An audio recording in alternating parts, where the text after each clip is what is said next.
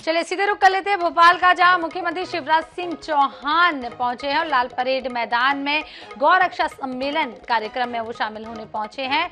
पशुपालन मंत्री प्रेम सिंह पटेल, प्रदेश अध्यक्ष वीडी शर्मा कार्यक्रम में मौजूद है। प्रदेश प्रभारी मुरलीधर राव, महापौर मालती राय कार्यक्रम में मौजूद हैं। मध्य प्रदेश के करीब 1 लाख गौपालक सम्मेलन में शामिल करने का लक्ष्य रखा गया है। इसमें कुल लगभग 8.5 लाख निराश्रित गौवंश है। गौवंश का संरक्षण राज्य शासन की प्राथमिकता है। प्रदेश में वर्तमान में कुल 1762 गौशालाएं संचालित हैं, जिनमें 627 गैर शासकीय संस्थाओं द्वारा तथा 1135 मुख्यमंत्री सेवा यानी मनरेगा योजना अंतर्गत ग्राम पंचायतों तथा स्वयं सहायता समूह द्वारा संचालित हैं। प्रदेश में वर्तमान में लगभग 3 लाख गौवंश गौशालाओं में संरक्षित हैं। मध्य प्रदेश गौ संवर्धन बोर्ड में पंजीकृत गौशालाओं में संरक्षित प्रत्येक गाय के लिए ₹20 प्रति दिवस की दर से चारा अनुदान प्रदाय किए जाने हेतु सरकार प्रतिबद्ध है। गौशालाओं को आत्मनिर्भर बनाने हेतु गोबर एवं गौमूत्र से बायोगैस, जैविक खाद, जैविक पेंट आदि उत्पादन के लिए गौशालाओं को प्रेरित किया जा रहा है। ग्रामीण विकास विभाग की गोवर्धन योजना के माध्यम से चयनित गौशालाओं में बायोगैस संयंत्र स्थापित किए जा रहे हैं। गौरक्षा एवं गौशालाओं का संचालन समाज के सहयोग के बिना संभव नहीं है। गौशालाओं का संचालन एक पुनीत कार्य है। इस पुनीत कार्य हेतु प्रत्येक नागरिक को आगे आना चाहिए। इसी संदर्भ में आज गौ रक्षा संकल्प आयोजित किया जा रहा है। प्रदेश के पशुपालकों को घर पहुंच पशु उपचार, शल्य चिकित्सा, कृत्रिम गर्भाधान एवं टीकाकरण सुविधा उपलब्ध कराने के उद्देश्य से 406 चलित पशु चिकित्सा इकाइयां का संचालन आज से प्रारंभ किया जा रहा है। प्रत्येक चलित पशु चिकित्सा इकाई में 1 पशु चिकित्सक, 1 पैरावेट और 1 वाहन चालक सह सहायक उपलब्ध रहेगा। ये इकाइयां पशु उपचार एवं रोग निदान हेतु विभिन्न उपकरणों एवं औषधियों से सुसज्जित हैं। रोगी पशुओं की जानकारी चलित पशु चिकित्सा इकाइयों तक पहुंचाने हेतु टोल फ्री नंबर 1962 के साथ राज्य स्तरीय कॉल सेंटर स्थापित किया जा रहा है। एक बार पुनः मैं आज के इस गौरक्षा संकल्प सम्मेलन एवं प्रदेश के समस्त विकास खंडों और नगरों में चलित पशु चिकित्सा इकाइयों के लोकार्पण के कार्यक्रम में आप सबका स्वागत करता हूं। धन्यवाद। बहुत बहुत धन्यवाद आदरणीय श्री गुलशन मामरा जी, प्रमुख सचिव महोदय। अब आदर के साथ आमंत्रित हैं स्वामी अखिलेश्वरानंद जी, माननीय अध्यक्ष कार्य परिषद गौ संवर्धन बोर्ड मध्य प्रदेश।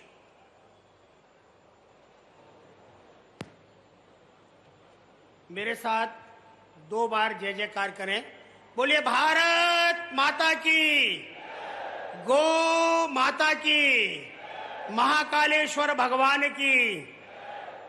आज के इस पुनीत अवसर पर जब हम सब लोग गौ माता के समग्र विकास हेतु, उनके संरक्षण हेतु संकल्पबद्ध होने जा रहे हैं, हमारा सबका मार्गदर्शन करने के लिए प्रदेश के यशस्वी मुख्यमंत्री, गोभक्त मुख्यमंत्री आदरणीय श्री चौहान साहब, मंच पर विराजमान स्वदेशी विचारक, स्वदेशी चिंतक, हम सबके मार्गदर्शक आदरणीय श्री मुरलीधर राव जी, भारतीय जनता पार्टी के प्रदेश अध्यक्ष आदरणीय श्री वीडी शर्मा जी, मंच पर उपस्थित अनेक महापुरुष, नाम लेने की औपचारिकता न करते हुए मैं आप सबका हृदय से अभिनंदन करता हूं। आज की यह सभा गोरक्षा हेतु संकल्प सभा है। हम सब इसमें उपस्थित हैं। मध्य प्रदेश के समस्त गौशालाओं के प्रतिनिधि, अनेक संस्थाएं जो गौ सेवा के क्षेत्र में अनेक प्रकार से कार्य कर रही हैं, उन सबके प्रतिनिधि यहां पर उपस्थित हैं। मैं आप सबका हृदय से अभिनंदन करता हूं। मुझे केवल इतना ही निवेदन करना है कि जब जब भी इस राष्ट्र के लोगों ने जहां जहां भी एकत्रित होकर के संकल्प लिया है, हम संकल्पबद्ध हुए हैं। हमारे संकल्प में परमात्मा ने हमको बल दिया है। यथा चित्तम तथा वाचो, यथा वाचस तथा क्रिया, चित्ते वाची क्रियायाम च साधु नाम एक रूपता। हम यहाँ जितने लोग बैठे हैं सब साधु स्वभाव के लोग बैठे हैं, संत स्वभाव के लोग बैठे हैं, क्योंकि हम सब भारत की आध्यात्मिक ऊर्जा के प्रतीक पूज्य संत महात्माओं के अनुयायी हैं और उन्होंने हमें भारत को व्यवस्थित रखने के लिए, इस देश की एकात्मता, अखंडता और सामाजिक समरसता के लिए जो पारंपरिक सूत्र दिए हैं, उन सूत्रों का हम पालन करते हैं। हमने इस गोरक्षा सम्मेलन के पूर्व कल राजधानी में मध्य प्रदेश के उन सारे लोगों को आहूत किया था जो गो सेवा के क्षेत्र में भिन्न भिन्न रीति से कार्य कर रहे हैं और कार्य करते हुए जिनके जीवन में कुछ उपलब्धि हुई है। बहुत सारे एनजीओ के लोग भी यहाँ आए हुए थे, गो विशेषज्ञ आए हुए थे, गो वैज्ञानिक आए हुए थे, कृषि विशेषज्ञ आए हुए थे, जैविक और प्राकृतिक खेती करने वाले, और आज मध्य प्रदेश की जो भारतीय मूल की गोवंश है उन पर जो सुधारात्मक कार्य कर रहे हैं, ऐसे भिन्न भिन्न लोगों को हमने बुलाया था।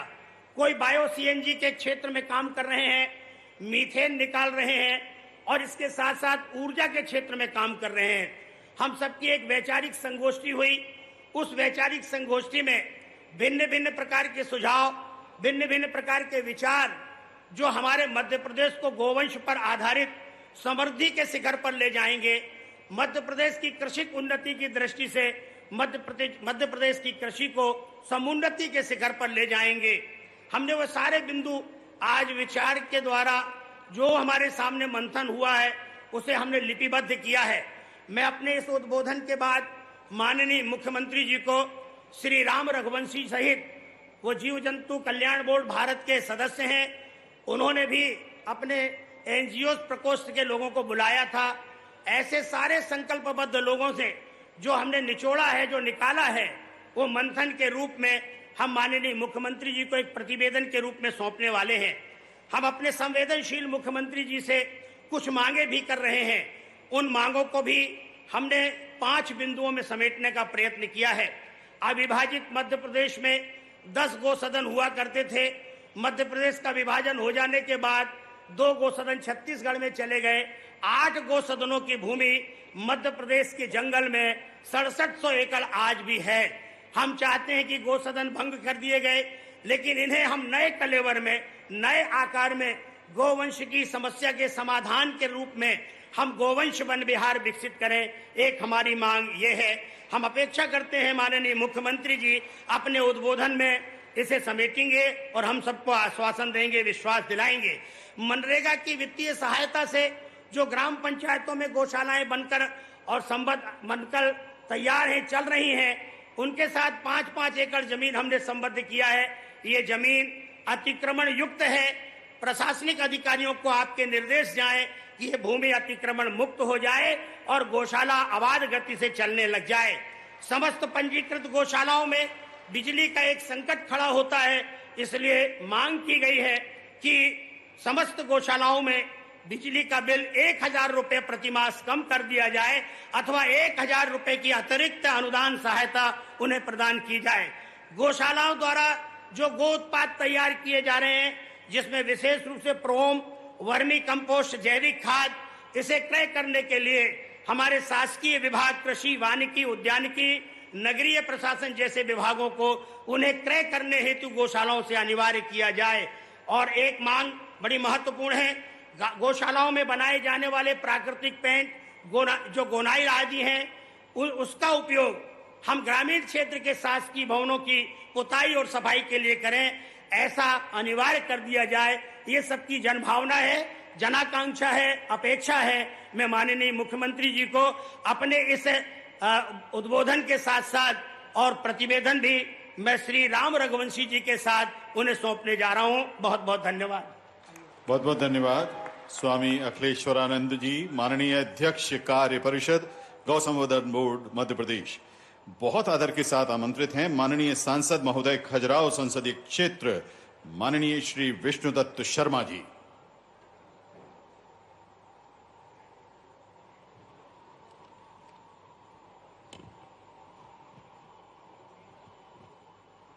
बोलिए भारत माता की, भारत माता की।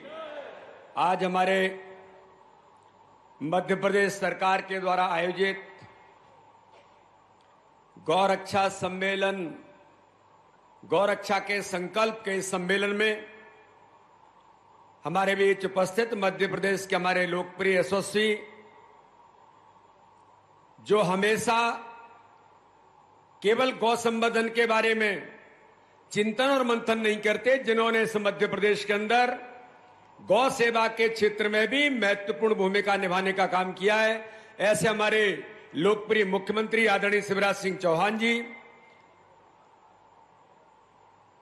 मध्य प्रदेश के हमारे प्रभारी वरिष्ठ चिंतक आदरणीय मुरलीधर राव जी, गौ संवर्धन बोर्ड के सम्मानीय अध्यक्ष परम पूज्य अखिलेश्वरानंद जी महाराज, हमारी महापौर आदरणीय मालती राय जी, नंदराम कुशवाहा जी, जन अभियान परिषद के हमारे उपाध्यक्ष जितेंद्र जामदार जी, विष्णु खत्री जी, रामेश्वर शर्मा जी, गौ संवर्धन के क्षेत्र में काम कर रहे राम रघुवंशी जी, बीसीआई के हमारे चेयरमैन डॉक्टर उमेश शर्मा जी, आदरणीय गुलशन बामरा जी, डॉक्टर आर के मैया जी और उपस्थित हमारे सभी आज इस सम्मेलन में, जो संकल्प का सम्मेलन है, पूरे हमारे जो आज संत वृंद भी यहां पर हैं और गौ रक्षक जो इस मध्य प्रदेश के अंदर लगातार पूरे क्षेत्र में हजारों की संख्या में गौशालाओं से लेकर उस क्षेत्र में काम करने वाले वो लोग हैं, वो आज इस सम्मेलन में उपस्थित हुए हैं। मैं आप सबका बहुत इस सम्मेलन में स्वागत करता हूं, बहुत बहुत आप सबका अभिनंदन करता हूं। मित्रों, आज भारतीय जनता पार्टी की सरकार ने, माननीय मुख्यमंत्री जी ने लगातार काम इस मध्य प्रदेश के अंदर जो गौ संवर्धन के लिए काम करने का जो प्रयास किया है, आज मैं गंभीरता के साथ कहता हूं, चाहे देश के अंदर माननीय प्रधानमंत्री मोदी जी ने या मध्य प्रदेश के अंदर हमारी सरकार ने माननीय मुख्यमंत्री जी के नेतृत्व में, आज से नहीं जब से सरकार बनी है तब से मध्य प्रदेश के अंदर गौ संवर्धन के बारे में काम करने का प्रयास लगातार भारतीय जनता पार्टी की सरकार कर रही है। आज आप देख रहे होंगे कि 400 एम्बुलेंस जो हमारे गौरक्षक, हमारे किसान, अगर उनको एक कॉल करेंगे और उस कॉल के आधार पर अपने पशुओं की सेवा के लिए, गौ माता की सेवा के लिए वो एम्बुलेंस सीधे उनके घर पर पहुंचकर सेवा देने का काम करेगी। ये काम किसी ने इस देश के राज्य में किया है तो मध्य प्रदेश ने इसकी पहल की। आज इसको एक विराट स्वरूप देने का काम इस गौरक्षा के संकल्प के इस सम्मेलन में आज माननीय मुख्यमंत्री जी और हमारे नेतृत्व के हाथों से आज हम 400 एम्बुलेंस सौंपने का काम करेंगे। और इसलिए मित्रों, कल स्वामी जी जिसका उल्लेख कर रहे हैं, उन्होंने जिन बातों को माननीय मुख्यमंत्री जी को सौंपा है, भारतीय जनता पार्टी की सरकार, भारतीय जनता पार्टी और आप सब लोग जो काम करने वाले हमारे गौरक्षक और इस क्षेत्र में काम करने वाले हमारे संतों से लेकर के समाज के जो प्रबुद्ध लोग हैं, समाज के ऐसे लोग हैं जो गौरक्षा के लिए लगातार अपनी भूमिका निभा रहे हैं, ऐसे लोग आज यहां पर एकत्रित हुए हैं। कल भी कुछ लोगों ने दिन भर मंथन किया है, मैं भी उस मंथन के कार्यक्रम में उपस्थित हुआ था और वहां पर जो अमृत निकल करके जिन बिंदुओं पर जो स्वामी जी ने उल्लेखित यहां पर किए हैं, माननीय मुख्यमंत्री जी आज उन बातों पर और आगामी समय में आप सबके माध्यम से आने वाले विचारों पर कि मध्य प्रदेश के अंदर गौरक्षा के काम को, गौरक्षा के संवर्धन को और ताकत कैसे मिलेगी, ये आज इस सम्मेलन में संकल्प लेकर के हम आगे बढ़ेंगे। और मुझे पूर्ण विश्वास है कि माननीय मुख्यमंत्री जी के नेतृत्व में आप सब लोग जो यहां पर इतनी बड़ी संख्या में आए हैं, आप सबके हाथों को मजबूत करते हुए गौरक्षा के काम में लगे हुए लोगों को और ताकत देने का काम हमारी सरकार माननीय मुख्यमंत्री जी के नेतृत्व में करेगी। माननीय प्रधानमंत्री जी भी लगातार काम कर रहे हैं, मध्य प्रदेश की सरकार भी लगातार काम कर रही है और भारतीय जनता पार्टी की सरकार प्रतिबद्ध है मध्य प्रदेश के अंदर नहीं पूरे देश के अंदर गौरक्षा के लिए, गौ संरक्षण के लिए। मैं आज इस संकल्प के सम्मेलन में आप सबके पुनः अभिनंदन के साथ माननीय मुख्यमंत्री जी आज गौ नीति पर आगामी समय में जो आज यहां पर चर्चा होगी उसके आधार पर प्रभावी गौ संरक्षण की नीति कैसे बने, इस दिशा में हम आगे बढ़ने का प्रयास करेंगे। इसी आशा और विश्वास के साथ आप सबका बहुत बहुत धन्यवाद। जय हिंद, जय भारत। बहुत बहुत धन्यवाद माननीय सांसद महोदय खजुराहो संसदीय क्षेत्र श्री विष्णुदत्त शर्मा जी। हमारे बीच में भोपाल संसदीय क्षेत्र की माननीय सांसद महोदया का आगमन हो चुका है। साध्वी प्रज्ञा रावत जी का हम बहुत बहुत स्वागत और अभिनंदन कर रहे हैं, मंच पर उनका स्वागत कर रहे हैं। प्रख्यात चिंतक, लेखक और मार्गदर्शक माननीय श्री मुरलीधर राव जी हमारे बीच में उपस्थित हैं। आदर के साथ हम उद्बोधन के लिए उन्हें आमंत्रित कर रहे हैं। जोरदार तालियों से स्वागत करिए श्री मुरलीधर राव जी का। मेरे साथ एक बार सब लोग नारा देंगे, गो माता की। एकदम यहां से कि गूंजना चाहिए, गो माता की जयकारा। गो माता की, गो माता की, भारत माता की। मंच पर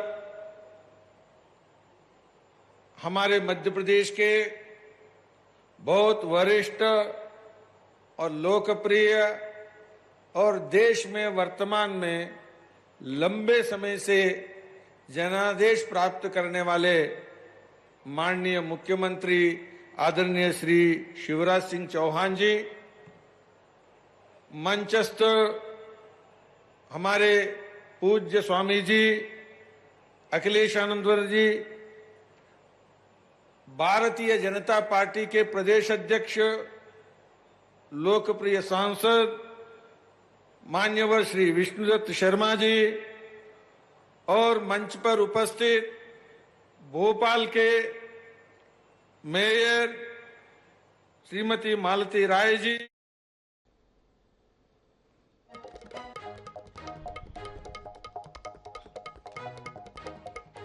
जी भोपाल की यशस्वी सांसद साध्वी प्रज्ञा सिंह ठाकुर जी,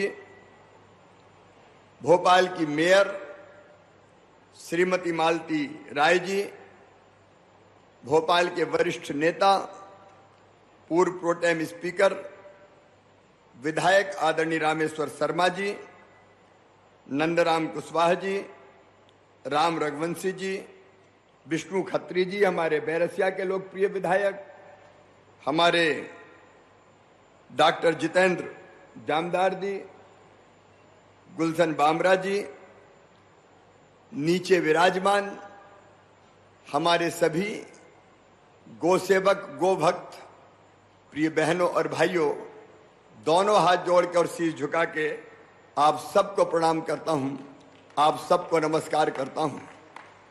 आपको धन्यवाद देना चाहता हूं। आपने गो सेवा के लिए और गो रक्षा के लिए चिंतन करके, विचार करके, उसके लिए सरकार का मार्गदर्शन करने के लिए कुछ बिंदु मुझे सौंपे हैं। सचमुच में भारत अद्भुत देश है, अत्यंत प्राचीन और महान राष्ट्र है हमारा। हजारों साल पुराना तो ज्ञात इतिहास है और भारत की विशेषता है, एक ही चेतना समस्त जड़ एवं चेतन में है। एक ही चेतना, जिसको तुलसी बाबा ने कहा, तुलसीदास जी महाराज ने कहा, सिया राममय सब जग जानी, करहु प्रणाम जोर जुग पानी। सिया राममय है समस्त जग। सिया राममय केवल मनुष्य नहीं है, केवल मनुष्य नहीं है, सृष्टि के कण कण में भगवान विराजमान है। हर एक आत्मा परमात्मा का अंश है, हर एक घट में बस वही समाया हुआ है। सिया राम मैं सब जग जानी, जिसको कबीरदास जी ने कहा, साहब तेरी साहबी हर घट रही समाए, जो मेहंदी के पात में लाली लखी न जाए। जिसके बारे में हमारे संतों ने कहा, हमारे ऋषियों ने कहा, आत्मवत सर्वभूतेषु, और आत्मवत सर्वभूतेषु में केवल मनुष्य नहीं कहा, सर्वभूतेषु, जिसमें गौ माता भी सम्मिलित है, जिसमें पशु पक्षी भी सम्मिलित है, जिसमें पेड़ पौधे भी सम्मिलित है। और इसी चिंतन और दर्शन के आधार पर आप देखिए ये देश सदैव चला है। मनुष्य मात्र में भी प्रेम हो, लेकिन आप देखिए वसुदैव कुटुंबकम तो हमने कहा, जिसको मोदी जी ने पूरी दुनिया में प्रतिष्ठित किया, वसुदैव कुटुंबकम। लेकिन उससे आगे हमने कहा धर्म की जय हो और अधर्म का, अरे बोलो ना, अधर्म का और प्राणियों में। कितनी अद्भुत बात, कितनी अद्भुत बात। भारत का बच्चा बच्चा जब भी कहीं कथा होती है, धार्मिक कार्यक्रम होता है, तो भारत का बच्चा बच्चा उद्घोष करता है प्राणियों में और विश्व का। यह भारत है, प्राणियों में सद्भावना हो, विश्व का कल्याण हो। और इसलिए गो को हमने माता के रूप में माना। 33 करोड़ देवताओं का वास गो माता में हमने माना। आप देखिए कितनी अद्भुत है हमारी संस्कृति। कोई आलोचना कर सकता है, कोई आलोचना कर सकता है कि गाय के लिए एम्बुलेंस आ रही है। अरे मेरे आलोचना करने वाले मित्रों, गो को मां मान के गौ माता को हम पूजा करते हैं। और केवल गौ माता नहीं, हमारे यहाँ जो 10 अवतार हुए हैं उनमें 12 अवतार मत्स्य अवतार, कूर्म अवतार, तीनों तो पशु के रूप में ही हुए हैं ईश्वर के अवतार। और चौथा नरसिंह अवतार, आधा मनुष्य के रूप में और आधा पशु के रूप में। ये संकेत क्या है? ये यही है कि उनको भी आत्म भाव से देखो। हमारे जितने देवता हैं, जरा आप पुकारो हमारे भगवान विष्णु को, तो गरुड़ की सवारी करते हुए आएंगे। लक्ष्मी जी को अगर आप पूजा करके बुलाएंगे तो उल्लू की सवारी करती आएगी। और दुष्टों के दलन के लिए दुर्गा मैया का आह्वान करेंगे तो वो शेर की सवारी करते हुए आएगी। गणेश जी का ध्यान करेंगे तो वो मूसक पे विराजते हैं। नर्मदा मैया का ध्यान करेंगे तो वो भूरे मगर की सवारी करती है। जितने देवताएं हमारे, सबके वाहन पशुओं के रूप में ही है। यह भाव क्या है? यह सोच क्या है? यह भाव यही है कि केवल पशु नहीं है, उनमें भी ईश्वर का भाव है। इसलिए उनको भी आत्म भाव से देखो। और इसलिए हम गौ को माता मान के आज नहीं, बरसों से पूजते रहे हैं। अरे अपने कृष्ण कन्हैया ने तो जब लोग इंद्र की पूजा करते थे तो विरोध किया। उनका इंद्र की नहीं, वो तो गो भक्त थे, गो सेवक थे, गैयों के चरैया थे, बंसी के बजैया थे। उन्होंने भी कहा जो गोवर्धन पर्वत हमारी गाय को घास देता है, हमको फल देता है, पूजो उस गोवर्धन को।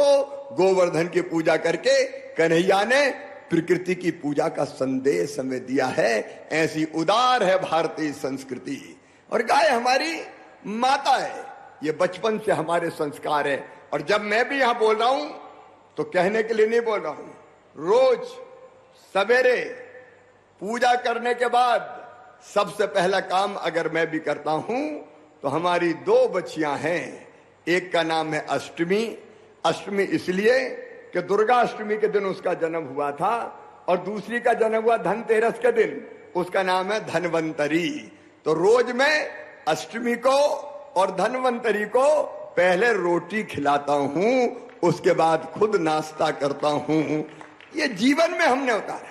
हजारों ने, लाखों लोगों ने इस भाव को अपने जीवन में उतारने का काम किया है। ये दुर्भाग्य था जिसकी चर्चा मुरलीधर राव जी कर रहे थे। जब देश आजाद हुआ तो ऐसे लोग भी थे जो भारतीय संस्कृति के, हमारे जीवन मूल्यों के, हमारे परंपराओं के विरोधी थे। गौ सेवकों पर गोली चलवाने का, संतों पर गोली चलवाने का काम उन्होंने किया। लेकिन आज नरेंद्र मोदी भारत के प्रधानमंत्री है मेरे बहनों और भाइयों। और भारत अपनी संस्कृति, जीवन मूल्य, परंपराओं का निर्वाह करते हुए लगातार आगे बढ़ रहा है।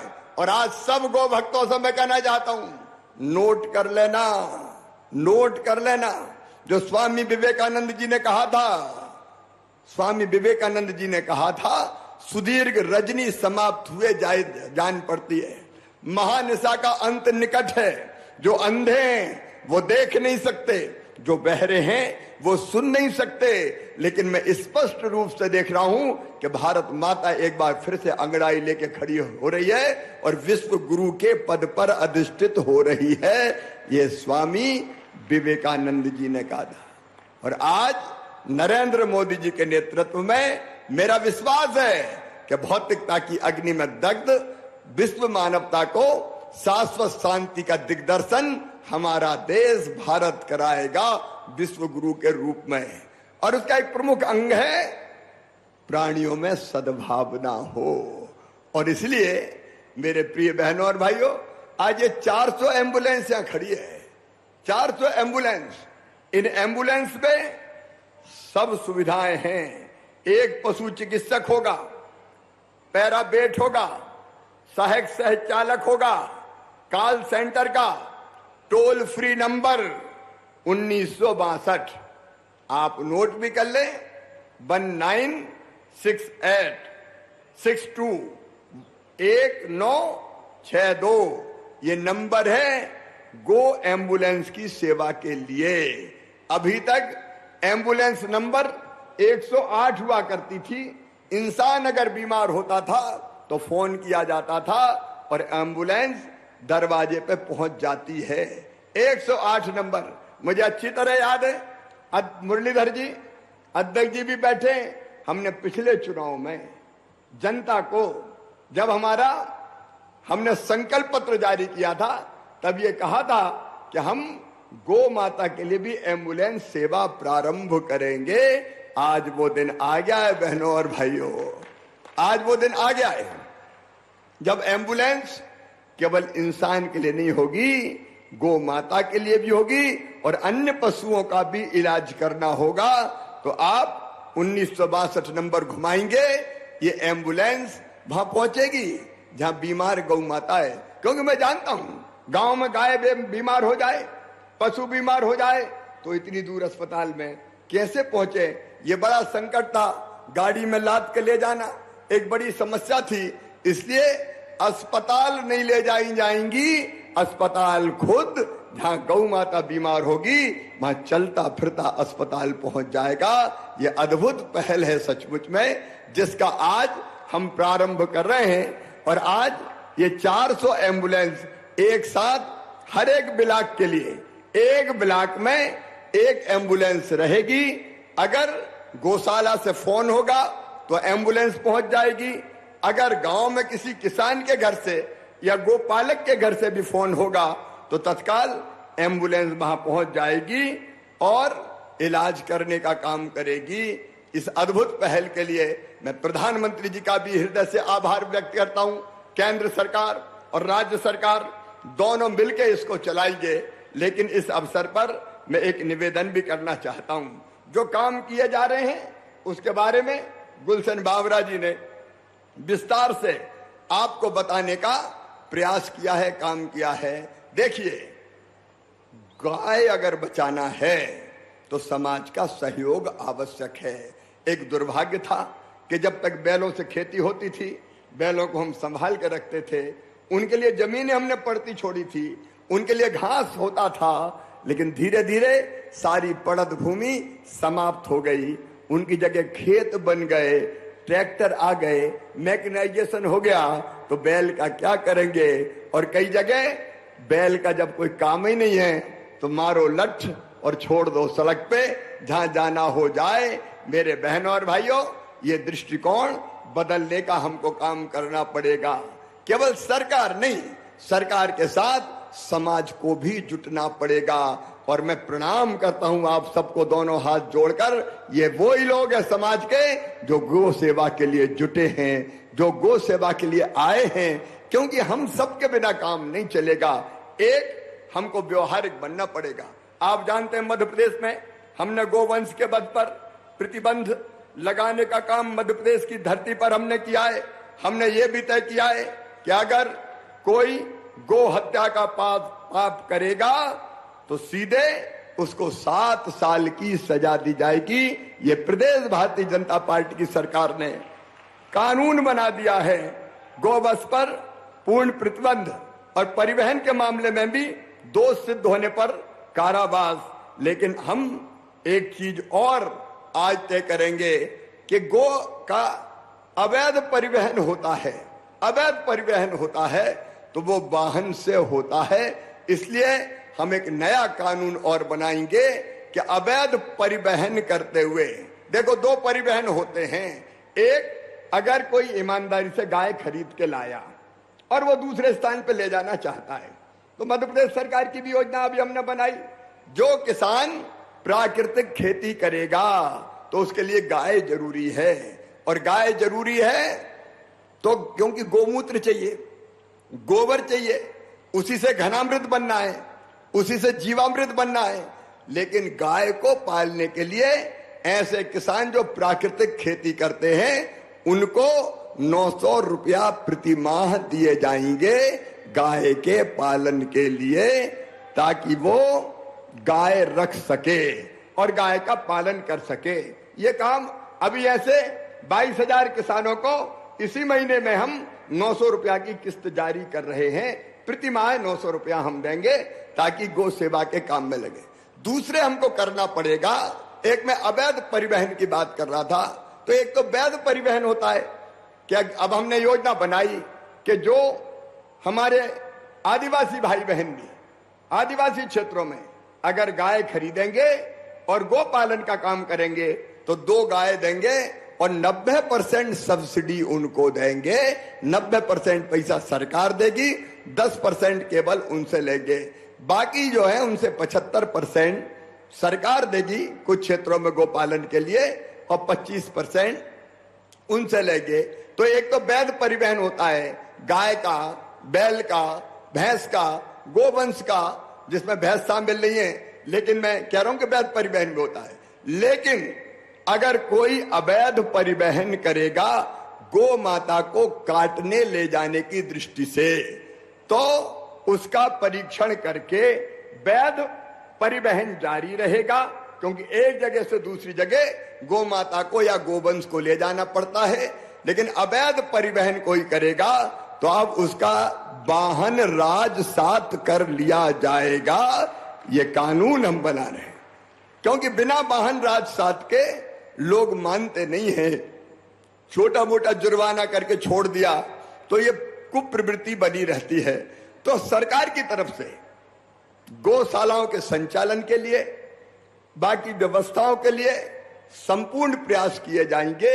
लेकिन एक बात और, पुराने समय में गाय से खेती होती थी, बैलों से खेती होती थी, इसलिए प्रेम से गोपालन करते थे। अब हमको गाय को आर्थिक रूप से भी गोबर, गोमूत्र, गोबर के अनेकों उत्पादन, उनको बहुत लाभदायी बनाने का काम भी करना पड़ेगा। और इसलिए गाय के गोबर से सीएनजी बनाने का प्रोजेक्ट पे हम काम कर रहे हैं। जबलपुर में तेजी से काम हो रहा है और मुझे लगता है कि सितंबर तक वो काम पूरा हो जाएगा। गाय के गोबर से सीएनजी बनाई जाएगी। सीएनजी मतलब गैस, जिस पर रोटी भी बनेगी। और जगह जगह हम गोवर्धन प्लांट लगाएंगे, जिससे गोबर खरीदेंगे और गोबर खरीद के उससे हम सीएनजी गैस भी बनाएंगे, जिसका उपयोग अनेकों हैं। आप जानते हैं, उसके विस्तार में जाने की जरूरत नहीं है।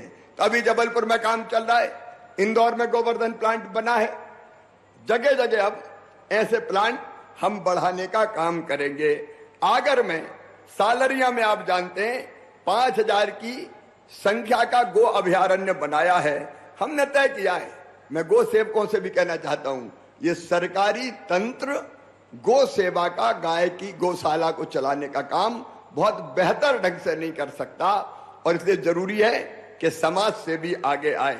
अब आगर की गौशाला को हमने एक प्रतिष्ठित गौशाला चलाने वाली संस्था को दिया है, उनको पैसे हम संस्था को देते हैं। सरकारी कर्मचारी की बजाय संस्था के लोग गौशाला चला रहे हैं और बहुत सफलतापूर्वक गौशाला चल रही है। रीवा जिले में आपको मैं बताना चाहता हूं, वसावन मामा 51 एकड़ क्षेत्र में गोवंश और वन विहार विकसित करने का काम किया है। ये प्रयास है, लेकिन ऐसे अनेकों प्रयास हमको और करने पड़ेंगे। अधूरी पड़ी गौशालाएं तेजी से पूरी की जाएंगी और उनमें हमारी कोशिश रहेगी कि यथासंभव समाज सेवियों के माध्यम से ही वो गौशाला चले। गौशालाओं से जुड़ी संस्थाओं और व्यक्तियों को प्रोत्साहित करने के लिए आपको पता है आचार्य विद्यासागर जीव दया पुरस्कार देने का भी लगातार काम हो रहा है। एक दूध का जो व्यवसाय है वो लाभ का व्यवसाय बने, इसके लिए भी 3,85,000 से अधिक पशुपालकों को पशुधन किसान क्रेडिट कार्ड उपलब्ध कराने का काम भी किया है। अभी लंपी वायरस से कैसे हम बचा पाए अपनी गोवंश को, उसके लिए भी दिन और रात हमने प्रयास किया है। लेकिन इसके साथ मैं फिर कहता हूं, प्रदेश की हर गौशाला आत्मनिर्भर बने। अभी जब स्वामी जी बोल रहे थे, अखिलेश्वरानंद जी, तो उन्होंने ये बात कही कि गौशालाओं द्वारा गो आधारित उत्पाद जैसे प्रोम, बर्मी कंपोस्ट, जैविक खाद, इनको क्रय करने के लिए कृषि वानिकी, उद्यानिकी, नगरीय प्रशासन जैसे विभागों को अनिवार्य किया जाए। हम ऐसी नीति बनाएंगे जिससे इन उत्पादों को खरीद लिया जाए और अधिकतम, आपने गोनाइल की बात कही, फिनाइल की जगह उसका उपयोग करेंगे। तो इस दिशा में हम कदम उठाएंगे ताकि ये बने हुए उत्पाद निश्चित रूप से बिके। अगर गौशाला में बनाने वाले प्राकृतिक पेंट बनेंगे तो ग्रामीण क्षेत्रों में शासकीय भवनों की पुताई में भी उनके उपयोग की नीति बनाई जाएगी, ताकि इन पेंटों से पुताई हो तो गोबर और गौमूत्र का अधिकतम उपयोग हो, उसका हम लोग प्रयास करेंगे। आपने अखिलेश्वरानंद जी चिंतन करके सबके साथ ये सुझाव दिया है कि 8 गो सदनों और 2 अन्य स्थानों पर गोवंश वन विहार स्थापित किए जाएं, विकसित किए जाएं। वो भी विकसित किए जाएंगे, उसका मॉडल आप बना लीजिए, क्या क्या करना पड़ेगा।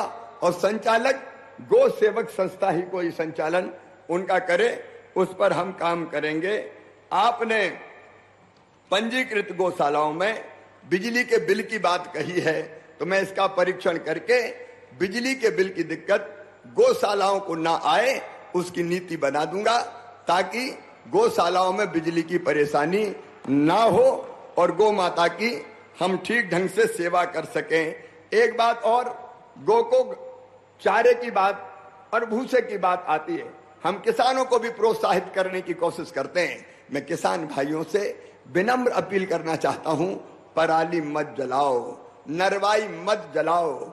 ऐसे यंत्र हम गौशालाओं को भी दे रहे हैं। आपकी जानकारी में कि जो गेहूं का बचा हुआ जो जिससे भूसा बनता है, नरवाई, उसको काट के भूसे में परिवर्तित कर देता है। हम आग लगा देते हैं कई बार पराली में, नरवाई में, तो वो जल जाती है, उसके साथ कई और जीव जंतु जलते हैं।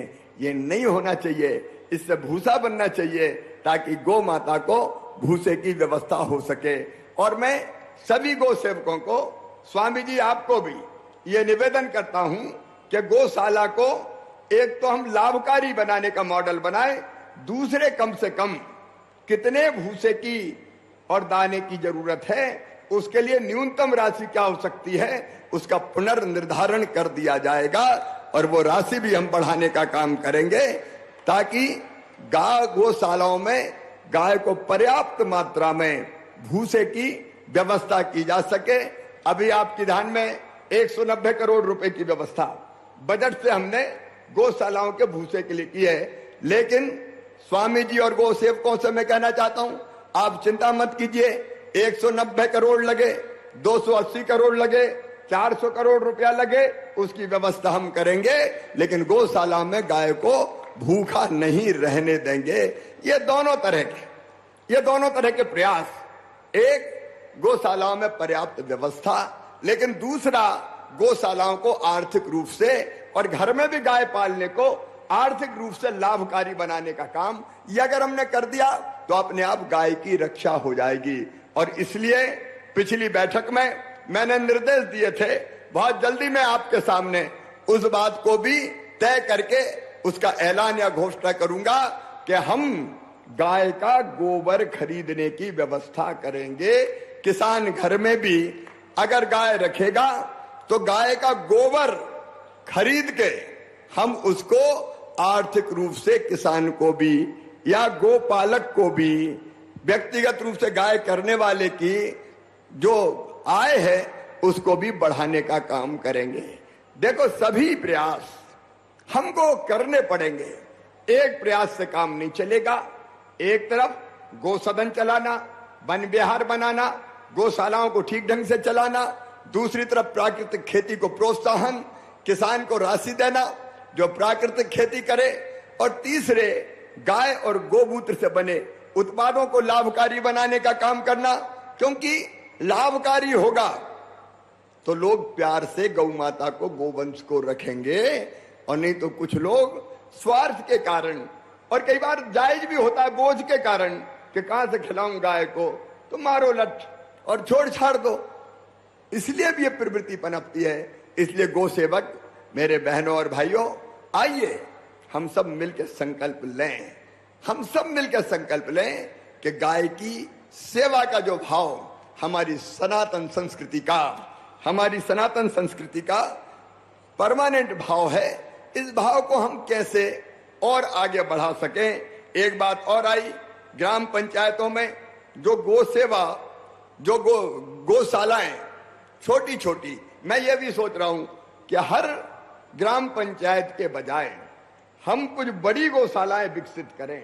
बहुत छोटी गौशाला में व्यवस्था ठीक नहीं हो पाती और ठीक ढंग से वो चल भी नहीं पाती, और इसलिए हम 4-4, 5-5 पंचायतों को मिला के भी जहां स्थान उपलब्ध हो बड़ी गौशालाएं विकसित करेंगे तो उनका मैनेजमेंट भी ठीक होगा।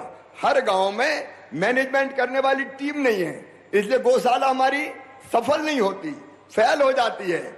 और इसलिए हम 5-6 ऐसी कुछ पंचायतों का एक मॉडल भी बनाए कि जिसमें बड़ी गौशाला और उसको कोई संस्था ले ले, सरकार उसमें पैसे दे और वो संस्था ठीक से चलाए। वैसी गौशालाएं विकसित करने का मॉडल चलाएंगे। लेकिन तब तक जिन गौशालाओं के साथ जमीन दी गई है वहां अगर अतिक्रमण है तो वो जमीनें अतिक्रमण से मुक्त करवा दी जाएगी। वो केवल गौ माता के काम आए, इस बात की हम व्यवस्था करेंगे। आपने जो और भी सुझाव सोचे दिए हैं, कुछ सुझाव मेरे पास और भी आए हैं, हम उनका भी परीक्षण करेंगे। जैसे एक सुझाव आया है गौशालाओं को काजी हाउस का दर्जा, थोड़ा इस पे हम विचार करके इसके प्लस माइनस देख के, वैधानिक स्थिति भी देख के इस पर हम फैसला करेंगे। गोवंश की गणना होनी चाहिए तो वो गणना निश्चित तौर पर करेंगे, और एक गौशालाओं के प्रबंधन और गौशाला से संबंधित समस्याओं के लिए कोई एक डेडिकेटेड अधिकारी जिले में होना चाहिए, क्योंकि सब देखते हैं तो कोई नहीं देखता। और इसलिए अपर कलेक्टर स्तर का एक अधिकारी जिले की गौशालाओं के प्रबंधन के लिए और जो समस्या आती है उनके समाधानों के लिए अलग से नियुक्त कर दिया जाएगा, ताकि हमारे गौ सेवक भी अगर संवाद और संपर्क करना हो तो उससे संपर्क करें, उसका नंबर भी जारी कर दिया जाएगा। ये एक अच्छा प्रारंभ हुआ है, एक अच्छा प्रारंभ हुआ है। ऐसा सम्मेलन और चिंतन शिविर हर साल हम करेंगे, क्योंकि और समस्या आएगी तो उसका बेहतर समाधान कैसे हो, तो साल में गौ सेवकों का एक सम्मेलन विचार विमर्श के लिए किया जाएगा। आप सब सहमत है ना? अरे है तो जोर से बोलो ना, बोलो गौ माता की। आइए आज एक नया प्रारंभ करें। सरकार और समाज मिलके गौ माता की सेवा करेगी, उनको बढ़ाएगी, संरक्षण भी करेगी, संवर्धन भी करेगी। लेकिन अकेली सरकार नहीं, सरकार के साथ आप सब भी और समाज भी। हो मंजूर तो बोलो हाँ, अरे जोर से बोलो हाँ। तो आइए आज एक हम गौ रक्षा का संकल्प सब मिलकर लेते हैं। अपने अपने स्थान पर खड़े होके हम गौ रक्षा का संकल्प लेंगे। जब मैं बोलूंगा तो आप सब अपना अपना नाम बोलेंगे और हम गौ रक्षा का संकल्प लेंगे। तो मैं गौ रक्षा के संकल्प को आपके सामने बोलूंगा, आप उसको दोहराते रहेंगे और पूरा प्रदेश ये संकल्प करेगा, ये धारणा करेंगे। तो मैं संकल्प प्रारंभ कर रहा हूं। मैं शिवराज सिंह चौहान गोपालक भगवान श्री कृष्ण को साक्षी मानकर यह संकल्प लेता हूं कि मैं जीवन पर्यंत गोपालन एवं गो रक्षा का पुनीत कार्य करता रहूंगा तथा गौशालाओं के संचालन में अपनी सकारात्मक भूमिका का निर्वहन करूंगा।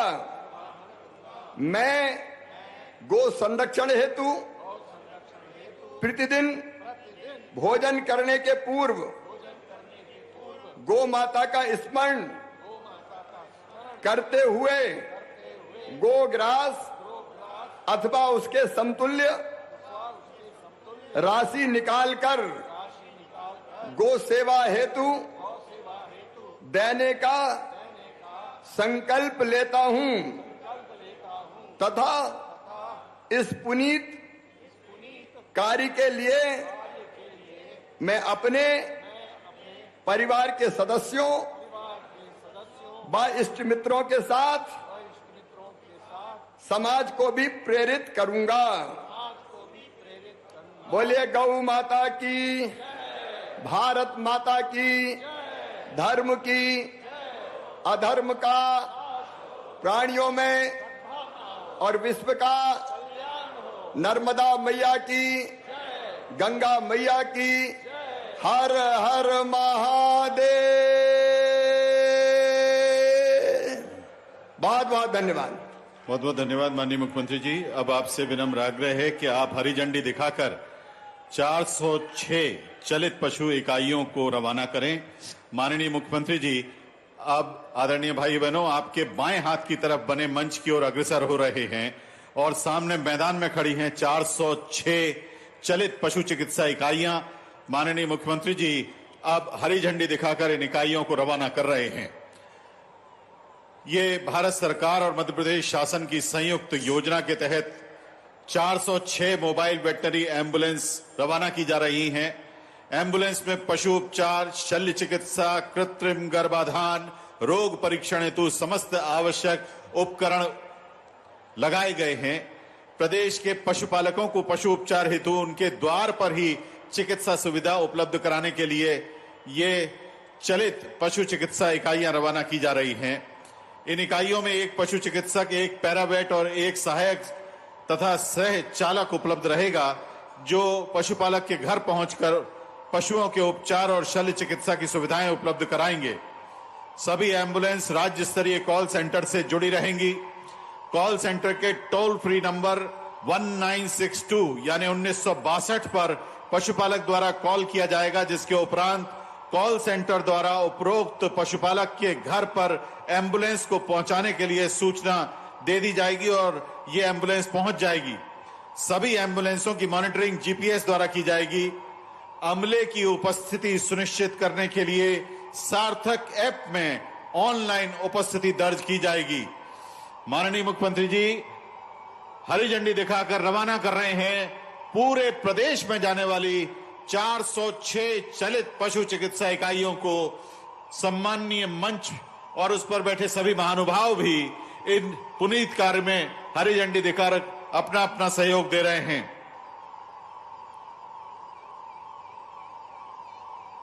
इनके सायरन की आवाज गौ कल्याण के स्वर को, उसके जयघोष को उत्तरोत्तर आगे बढ़ाते हुए सभी दिशाओं में पहुंचा रही है।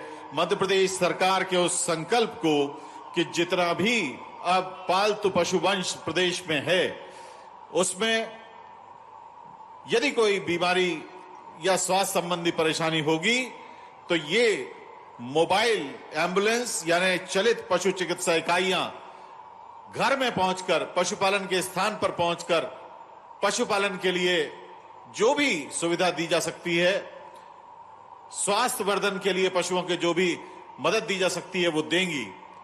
पशुपालन से खुशहाली, सरकार बनी सहभागी।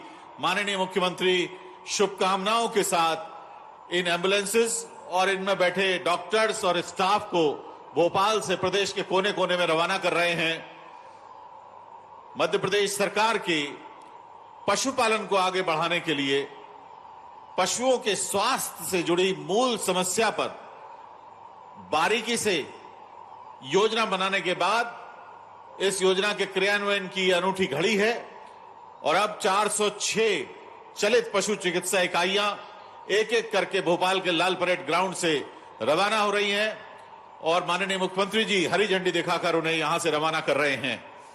एक स्थान से रवाना होने वाले ये सभी वाहन अपने लिए चिन्हित जो इनके लिए स्पॉट्स निर्धारित किए गए हैं, प्रदेश भर के 300 से अधिक विकास खंडों तथा नगरों में 406 लोकेशंस पर इन चलित पशु चिकित्सा इकाइयों की तैनाती होगी और इन पशु चिकित्सा इकाइयों को पशुपालकों की मदद के लिए 1962 डायल करके केंद्रीकृत कॉल सेंटर पर 1962 डायल करके हमारे पशुपालक पूरे प्रदेश भर में बुला पाएंगे।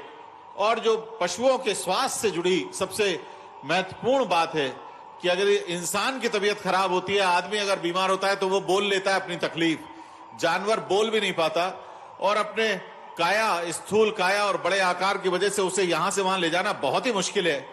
ऐसे में ये चलित स्वास्थ्य इकाइयां एक संजीवनी का काम करेंगी प्रदेश भर के पशुधन के लिए। और जब पशुधन स्वस्थ रहेगा तो पशुपालक किसान और जो हमारी माताएं बहनें इस कार्य से जुड़ी हुई हैं उनके लिए भी रोजगार परक गतिविधियां आगे बढ़ाने में एक सकारात्मक परिस्थिति का निर्माण होगा। प्रदेश में इसी दूरदर्शिता के साथ प्रदेश भर के पालतू पशुओं के स्वास्थ्य की रक्षा के लिए, उनकी साथ संभाल के लिए आज माननीय मुख्यमंत्री जी हरी झंडी दिखाकर भोपाल के लाल परेड मैदान से इन 406 चलित पशु चिकित्सा इकाइयों को रवाना कर रहे हैं। कितना विहंगम दृश्य है। ड्रोन के जरिए एक आकाशीय कैमरे से आप देखें कि धीरे धीरे ये सभी चलित पशु चिकित्सा इकाइयां भोपाल के लाल परेड मैदान से रवाना होकर प्रदेश भर में उनके लिए जो पूर्व निर्धारित स्थान है वहां पर तैनाती के लिए रवाना हो रही हैं। प्रदेश भर के पशुपालकों के लिए एक विनम्र प्रयास मध्य प्रदेश सरकार का कि आप पशुपालन को अपनी आजीविका का जरिया बनाएं और आपकी आजीविका चलती रहे, उसके लिए प्रदेश की सरकार पूरी विनम्रता और पूरी तैयारियों के साथ आपके साथ है। यानी पशुपालन से खुशहाली, सरकार बनी सहभागी। आज इस पुनीत कार्य के साथ गौरक्षा संकल्प सम्मेलन एवं 406 चलित पशु चिकित्सा इकाइयों के लोकार्पण का कार्य अब यहां भोपाल के लाल परेड मैदान पर संपन्न हो रहा है।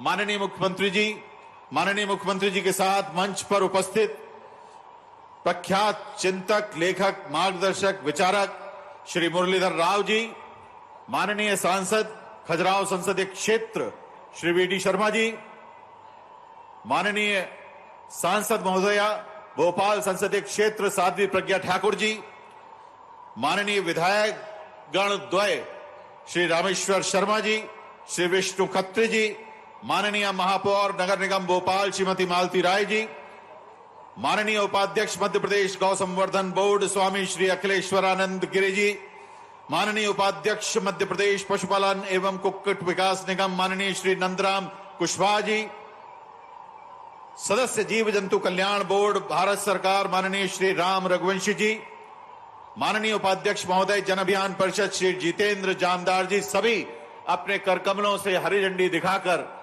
आज भोपाल के लाल परेड मैदान से इन 406 चलित पशु चिकित्सा इकाइयों को रवाना कर रहे हैं। सभी माननीय सदस्यों और आप सभी आदरणीय भाई बहनों की उपस्थिति के प्रति धन्यवाद विनम्रता पूर्वक ज्ञापित करने के लिए हम आदर के साथ आमंत्रित कर रहे हैं संचालक पशुपालन एवं डेयरी विभाग डॉक्टर आर के मेहिया जी को।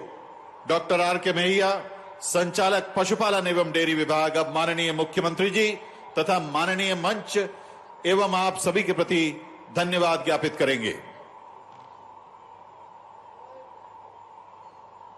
माइक ऑन करिए इधर। आज के इस अत्यंत गरिमामय सम्मेलन में माननीय मुख्यमंत्री जी के द्वारा जो बहुमूल्य समय दिया गया है, उसके लिए हम प्रदेश के यशस्वी मुख्यमंत्री माननीय शिवराज सिंह जी चौहान के अत्यंत आभारी हैं। हम आभारी हैं श्री मुरलीधर राव जी के, जो हमारे बीच में यहाँ उपस्थित हुए महान विचारक, उनका भी बहुत बहुत धन्यवाद है। श्री विष्णुदत्त शर्मा जी, माननीय सांसद महोदय खजुराहो क्षेत्र, माननीय सांसद भोपाल, माननीय स्वाति प्रकाश ठाकुर जी के भी हम बहुत बहुत आभारी हैं। स्वामी अखिलेशानंद जी गिरी, हमारे मध्य प्रदेश गौ संवर्धन के अध्यक्ष कार्य परिषद के आभारी हैं। हम आभारी हैं माननीय विधायक रामेश्वर शर्मा जी के एवं माननीय विधायक श्रीमान